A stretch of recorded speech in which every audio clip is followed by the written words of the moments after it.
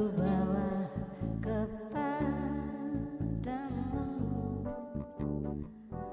oh Tuhan, seluruh persembahanku ini.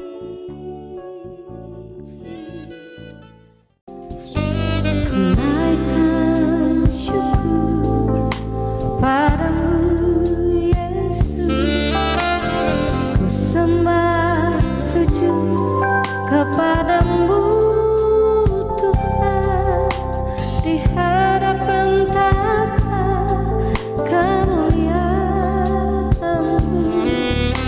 Ku tinggikan, ku agungkan selamanya. Segala puji syukur bagimu, ku tinggikan nama-Mu selalu. Kemuliaan hanya bagi-Mu, terpujilah nama-Mu.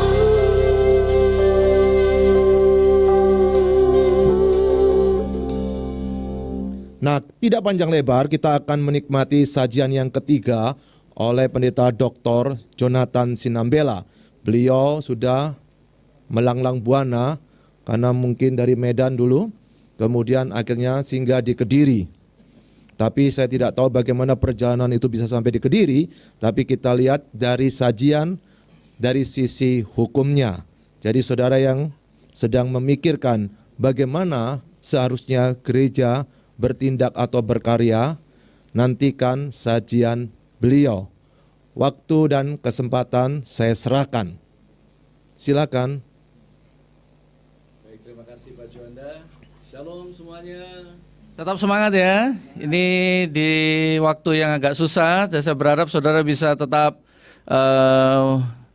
menyala-nyala api Pentakostanya ya. Saya Pendeta Jonathan Sinambela, gembala di GBI Rock Surabaya salah satunya. Kemudian saya lulus di Fakultas Hukum Universitas Erlangga, tetapi saya gembala. Jadi saya tahu tentang hukum, tetapi tidak sebagai praktisi hukum. Untuk itu antara gembala dan pengetahuan tentang hukum, kita mau coba untuk mengerti dalam waktu yang sesingkat ini. Saya coba untuk supaya bisa saudara tidak keluar dari jalur atau tidak keluar dari koridor, supaya tidak melewati fase yang berbahaya di luar itu. Oke, tadi sudah mendapatkan penjelasan cukup banyak lewat Bapak Pendeta Daniel Tumbel, lalu kemudian Bapak Pendeta Epsan Paulus, dan sekarang kita masuk di memahami aturan hukum dalam persiapan ibadah gereja di masa adaptasi kebiasaan baru. Webinar ini judulnya adalah peranan penting gereja. Peranan penting gereja di masa adaptasi kebiasaan baru ini. Peranan penting gereja ini yang perlu kita mengerti bahwa justru di dalam kondisi seperti ini ada banyak kesempatan, sekalipun ada banyak masalah yang terjadi sekeliling kita. Banyak kesempatan. Tadi seperti yang dibahas oleh Pak Pendeta Daniel Tumbel, itu mengingatkan kepada semua orang Kristen, semua anak Tuhan, supaya jangan takut ke gereja. Itu maksudnya. Supaya jangan ketakutan atau parno kepada hal-hal yang saat ini sedang terjadi. Nah, dari sisi hukumnya, kita mau coba mendefinisikan hukum secara umum. Jadi, saudara bisa lihat di dalam PowerPoint ini.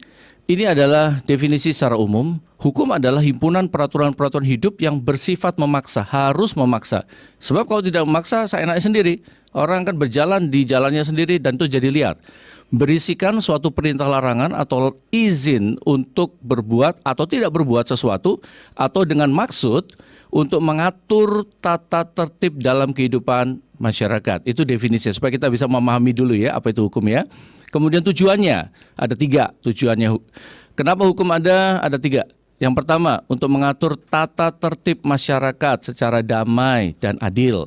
Kemudian untuk menjaga kepentingan tiap-tiap manusia, tiap-tiap orang, supaya kepentingan itu tidak diganggu secara pribadinya, supaya saling menjaga. Jadi nggak seenaknya sendiri gitu ya. Tujuannya yang ketiga, untuk menjamin adanya kepastian hukum dalam pergaulan manusia. Perlu ada kepastian hukum. Kalau tidak, nanti akan ragu-ragu setiap orang. Ini boleh atau tidak, gitu ya. Jadi 3 tujuan hukum ini supaya bisa membawa kita mengerti sebagai landasannya. Kemudian yang tugas daripada hukum ada 3 juga. Yang pertama, menjamin kepastian hukum bagi setiap orang dalam masyarakat. Itu tugas hukum yang pertama. Yang kedua, menjaga jangan sampai terjadi perbuatan main hakim sendiri atau seenaknya sendiri dalam pergaulan di masyarakat.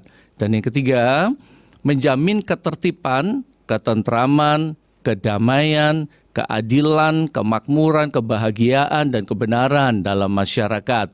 Itu adalah tugas hukum di mana kita melihat itu harus dijalankan. Nah, sekarang dalam konteks adaptasi kebiasaan baru ini, maka kita langsung melihat pada ini. Saya sengaja memberikan salinan keputusan dari Presiden Republik Indonesia. Salinan keputusan ini tertuang di dalam nomor 11 tahun 2020 ini. Ini penting karena apa? Karena Presiden harus menetapkan bahwa terjadi kedaruratan kesehatan masyarakat. Karena apa? Karena COVID-19 atau Coronavirus Disease 2019 yang dikenal dengan COVID-19. Presiden harus membuat ini. Karena apa? Kalau tidak dibuat keputusan presiden, tidak akan peraturan pelaksana lainnya akan diadakan. Jadi ada darurat tentang kondisi kesehatan masyarakat. Oke? Nah, selanjutnya di PowerPoint ini selanjutnya itu saudara bisa melihat bahwa keputusan itu dibuat tanggal 31 Maret tahun 2020. Nah, sejak itu maka terjadilah keadaan darurat. Bukan darurat perang gitu ya, tapi darurat kesehatan. Karena ini sangat berbahaya. Nah, kalau kita melihat itu berbahaya, maka kita jadi bisa waspada, lebih berhati-hati. Oke. Nah, sekarang saya lanjutkan lagi. Peraturan yang berikutnya itu dijabarkan oleh Menteri Kesehatan. Sebagai menteri, maka dia harus membuat aturan. Salah satu yang saya ambil adalah bagaimana peraturan Menteri Kesehatan nomor 9 tahun 2020 itu tentang pedoman pembatasan sosial berskala besar.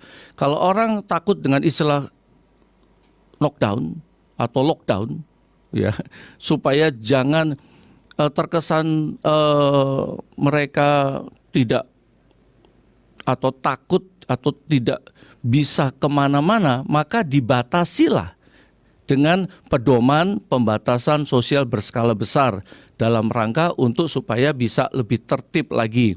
Tujuannya baik supaya hanya yang tertentu saja yang bisa berjalan, yang lainnya dibatasi. Oke. Nah, di dalam pasal 13 saya akan bacakan begini. Pembatasan kegiatan keagamaan. Ini khusus langsung saya lompat ke pasal 13.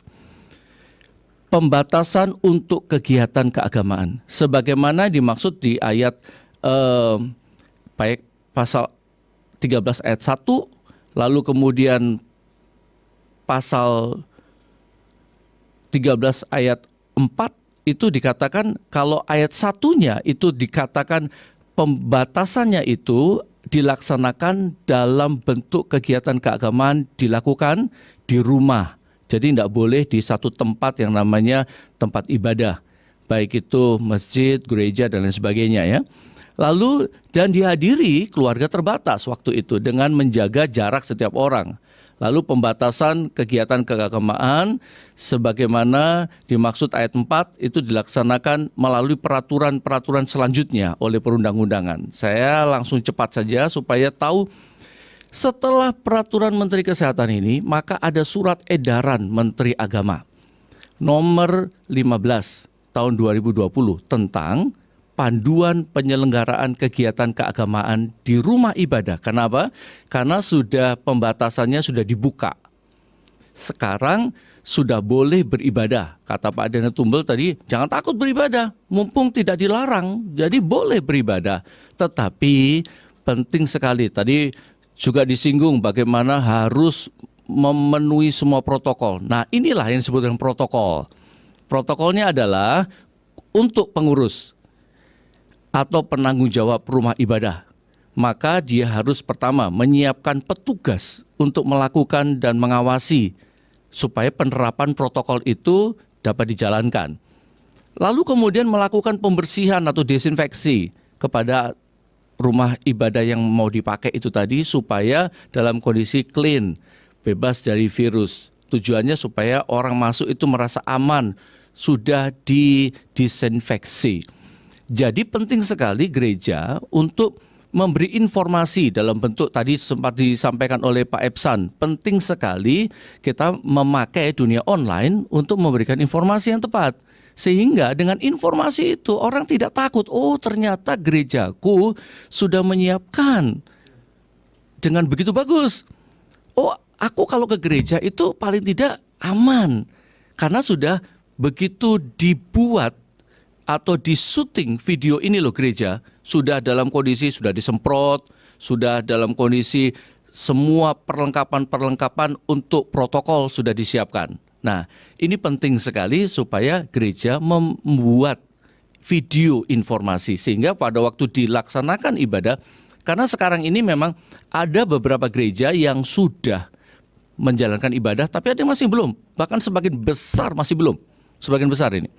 Karena apa? Karena perlu persiapan matang, terutama gereja-gereja yang besar, terutama gereja-gereja yang punya gedung yang besar. Semakin besar gereja itu, maka semakin besar juga potensi bahayanya. Sehingga perlu sekali dipersiapkan dengan matang di situ. Kemudian yang berikutnya lagi setelah melakukan pembersihan, membatasi jumlah pintu atau jalur keluar masuk rumah ibadah guna memudahkan penerapan atau pengawasan protokol kesehatannya. Jadi jumlah pintunya yang dulunya misalkan 2 jadi 1 aja supaya pengawasan lebih mudah. Nah, baru berikutnya menyediakan fasilitas cuci tangan atau sabun atau hand sanitizer. Cuci tangan itu akan diperiksa, saudara.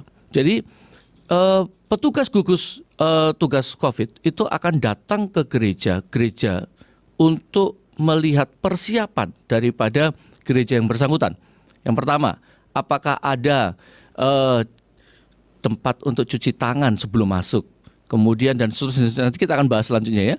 Semua itu akan diperiksa, termasuk penataan kursi duduknya. Ya. Kemudian yang berikutnya, yang E, menyediakan alat pengecekan suhu di pintu masuk bagi seluruh pengguna rumah ibadah. Artinya ada termogan untuk supaya bisa mengetahui suhunya berapa. Nah, disebutkan 37,5 ke atas itu harus diperiksa 2 kali. Artinya, loh, siapa tahu itu salah atau betul-betul diperiksa termogannya, perlu juga dikalibrasi juga dengan termometer Eraksa supaya melihat perbedaan suhunya berapa. Supaya jangan kaget nanti tiba-tiba ada yang pernah terjadi di gereja itu suhunya 32,8. Mana ada orang 32,8 suhunya. Itu karena tidak dikalibrasi. Ya mungkin karena termogannya murah jadi deviasinya terlalu tinggi. Lalu ada yang sampai 38 sekian. Padahal dia diukur suhunya dengan termometer biasa sampai di rumah. Udah terlanjur ditolak nih. Dia pulang sampai di rumah dia ukur sendiri pakai termometer Eraksa. Normal 36, berapa. Artinya termogannya perlu dikalibrasi, perlu diperiksa ulang untuk supaya bisa disejajarkan dengan benar. Tapi kalau sudah benar, ketika sudah suhunya di atas 37,5 itu jangan masuk. Itu berbahaya sekali. Lebih baik menghindari yang seperti ini karena kalau diizinkan masuk akan terjadi bahaya yang lebih besar untuk bisa menularkan beberapa orang dan banyak orang. Yang berikutnya, menerapkan pembatasan jarak itu tadi, minimum memang selama ini 1 meter. Tetapi dalam aturan dari Menteri Agama ini dibijaksanain baru oleh beberapa gereja dan oleh kota Surabaya juga dilebihkan. Jadi 1,5 meter jaraknya supaya lebih aman. Walaupun aturan daripada Menteri Agama 1 meter jarak secara umum begitu sih. Nah, kita melihatnya sekarang menjaga dengan lebih. Jadi 1,5 meter. Biasanya kapasitas ruangan 100, jadi sekitar 25 sampai 35 saja yang bisa terisi. Ya enggak apa-apa. Lebih baik kita menjaga daripada potensi bahaya itu masuk. Jadi penting sekali kita mengikuti aturan ini supaya kita tidak melakukan hal yang berbahaya. Yang berikutnya, melakukan pengaturan jumlah jemaat atau pengguna rumah ibadah untuk berkumpul dalam waktu yang bersamaan untuk memudahkan pembatasan jaga jarak. Jadi jemaat yang biasanya hadir katakanlah kapasitas 500 itu full misalkan, maka dia harus mencoba untuk menginformasikan kepada jemaat dengan Pak Efsan tadi kalau nggak salah sudah singgung juga tentang bagaimana mempersiapkan jemaat untuk supaya datang punya kepastian duduknya dapat apa enggak, itu dengan teknologi. Jadi dengan teknologi akan dapat informasi bahwa ketika dia pesan tempat duduk, maka dia tahu bahwa dia bisa ada di gereja karena batasan daripada jumlah dan juga batasan dari ruang ibadah. Kemudian yang saya lihat mempersingkat waktu pelaksanaan ibadah. Ada beberapa gereja masih memakai durasi ibadah yang sama, yaitu kalau dia 2 jam, 2 jam. Itu berpotensi lebih berbahaya. Oleh sebab itu beberapa gereja mempersingkatnya menjadi 1 jam saja. Untuk supaya apa? Untuk supaya lebih tertib dalam pengaturan waktunya. Jadi khotbah, puji-pujian lebih singkat. Dan mempersiapkan juga untuk ibadah yang berikutnya itu ruangan harus diinfeksi. Didesinfeksi itu penting. Dengan desinfektan supaya apa? Supaya waktu jarak antara ibadah yang satu dengan ibadah yang berikutnya itu tidak berdekatan. Sehingga ada jarak untuk supaya desinfeksi itu kurang lebih sekitar 2,5 jam. 2,5 sampai sekitar 3 jam. Itu nggak boleh digunakan. Setelah itu baru bisa digunakan untuk gelombang ibadah yang baru. Ya, mempersingkat waktu pelaksanaan ibadah itu penting sekali. Jangan coba-coba untuk menerobos ini karena itu potensi bahaya akan lebih besar. Saya lanjutkan lagi. Memasang imbauan penerapan protokol, itu poin E. Memasang imbauan penerapan protokol itu ada pada setiap pintu depan waktu jemaat mau masuk. X-banner misalkan. Jadi dipastikan setiap jemaat bisa baca, lalu kemudian dia tahu bahwa oh ini ada aturan yang bisa dilihat. Ini juga mencegah supaya kalau ada jemaat yang baru, bukan jemaat lama di gereja itu, tapi jemaat baru, mereka jadi lebih aware, lebih waspada. Oh iya, harus melihat protokol itu. Jadi perlu ada imbauan atau X-banner penerapan protokol kesehatan di area rumah ibadah di depan ya, di depan pintu masuk begitu. Kemudian yang berikutnya lagi, yang poin J ini itu sudah dibijaksanai secara lokal. Jadi membuat surat pernyataan kesiapan itu lebih banyak waktu petugas COVID ya, petugas gugus tugas itu datang, dia lihat, udah cukup, tidak perlu membuat surat pernyataan, cukup dilihat saja. Jadi ini bisa dilewatkan saja, bisa diabaikan. Lalu yang K, memperlakukan penerapan protokol kesehatan secara khusus bagi jemaat tamu. Inilah yang supaya mereka tahu bahwa kalau datang ke gereja ini, karena itu dianggap orang asing. Kalau jemaat sendiri mungkin interaksinya lebih dekat, lewat komsel, lewat ibadah-ibadah yang tetap berjalan di daring atau online gitu ya. Nah, kalau orang yang baru datang, yang belum pernah ke gereja itu, dengan dia diterapkan protokol khusus, maka dia akan lebih aware, lebih waspada. Ada 2 jenis orang baru datang. Pertama, orang baru datang itu karena memang dia ingin beribadah, dia polos saja. Tapi yang berbahayanya kalau dia sudah tahu bahwa dia OTG misalkan. Ini yang bahaya. Sudah tahu dia orang tanpa gejala dan PDP misalkan, pasien dalam pengawasan yang masih berkeliaran, dan ini berbahaya sekali buat gereja. Perlu diwaspadai dengan protokol yang cukup ketat. Sekarang waktunya gereja Tuhan bukan menambah jumlah jemaat dengan cara yang konvensional gitu ya, tetapi menambah jumlah jemaat yang berkualitas, bukan sembarangan, saudara. Bukan yang seenaknya sendiri, ini cara untuk menambah jumlah jemaat. Tidak, sekarang ini tidak lagi waktunya seperti itu. Tapi membawa jemaat untuk menjadi dewasa, dimuridkan kalau supaya bisa bertumbuh dengan dewasa.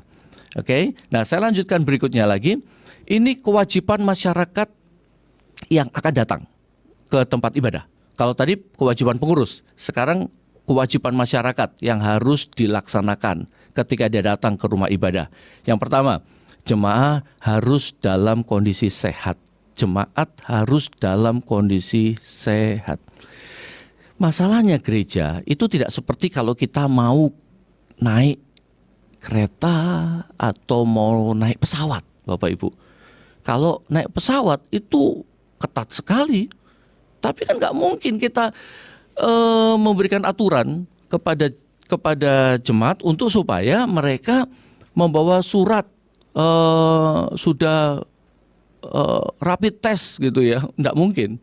Jadi penting sekali mereka dalam kondisi sehat, lalu kemudian meyakini bahwa rumah ibadah yang digunakan telah memiliki surat keterangan aman. Ini untuk gereja-gereja tertentu, tetapi pada dasarnya gereja boleh melaksanakan ibadah.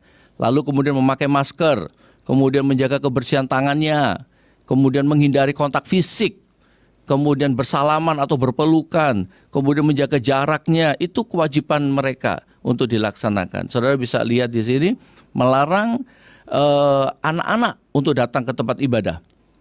Anak-anak itu rentan, orang tua juga. Usianya orang tua adalah 60 tahun.